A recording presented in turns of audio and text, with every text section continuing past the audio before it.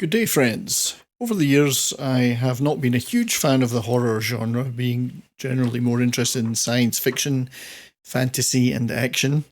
I'm certainly not interested in the majority of slasher or gore based shockers. I've got nothing against them, they just don't interest me that much. However, I do have a fondness for psychological horror movies, ones that focus on tension, creepiness, the unseen, and ominous.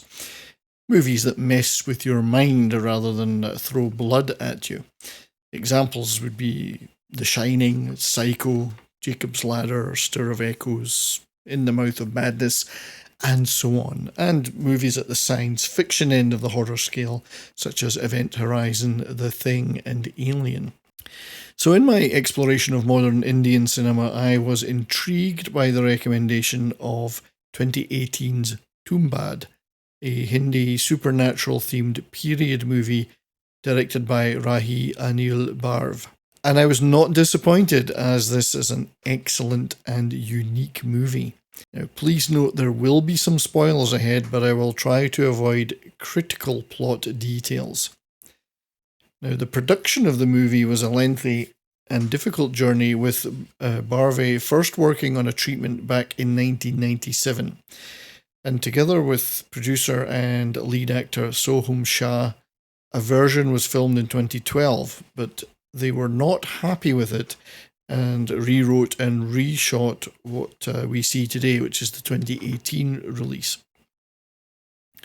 The final version is very much a team effort, with creative direction from Anand Gandhi and co-direction from Adesh Prasad.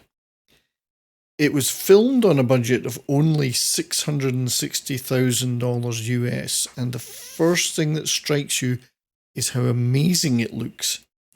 The cinematography is outstanding. Now, Hollywood can spend 250 million US dollars and still not get movies that look this good.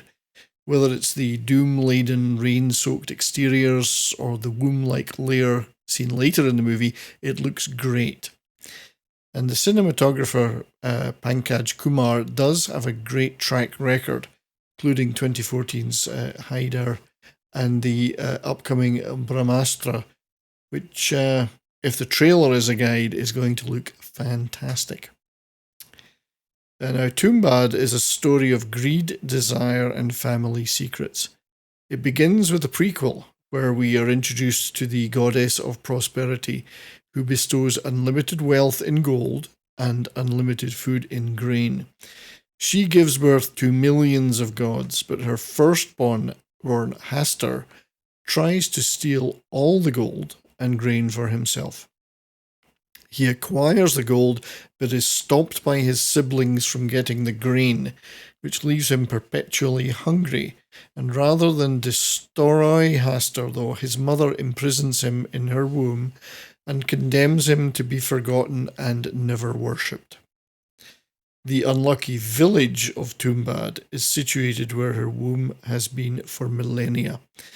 And the residents defy the gods, though, and they build a temple to Hastur, cursing the village and causing it to be shrouded in perpetual gloom and rain. So from the prequel, we move to 1918 Tumbbad, where we are introduced to Vinayak Rao, his mother and brother, and their hidden monstrous grandmother. His mother serves the local Lord Sarkar, hoping to acquire a gold coin that he keeps in a shrine to Hastur. I was really impressed with the location of Sarkar's mansion, which is an old decrepit medieval stone castle with heavy spiked wooden doors. And Vinayak and his family's house too is a rundown ancient stone ruin, very dark and ominous. We see glimpses of the monstrous grandmother enslaved to Hastur, always hungry and longing to escape confinement. And it's not a secret in the family that there is a treasure somewhere under the mansion. Vinayak wants to go get it when Sarkar dies, but a family tragedy causes his mother to flee to Pune with Vinayak, and she persuades him, makes him promise never to return. The movie then moves forward to 1932, and the adult Vinayak, played by Soham Shah has not forgotten the treasure and breaks his promise and goes back to the mansion. Now, he keeps returning home to Pune with gold coins, and his wealth grows. He has discovered how to access Hastur's prison womb.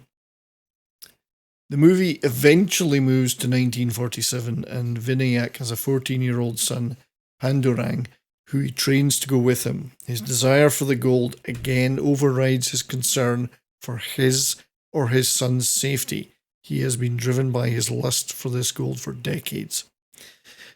I don't want to spoil the plot, so will not reveal what happens, but I do want to discuss a couple of things.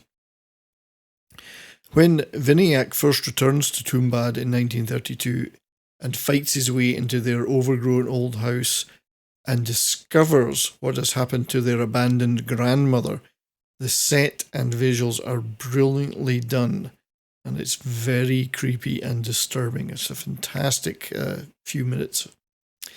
And when we are introduced to Hastur and his womb, the set design and makeup are also brilliantly executed. Many of the Hastur shots are all physical effects with stunning makeup, and I was completely impressed. And while there are visual effects in the movie, the majority of the look and feel is created by brilliant set design and makeup.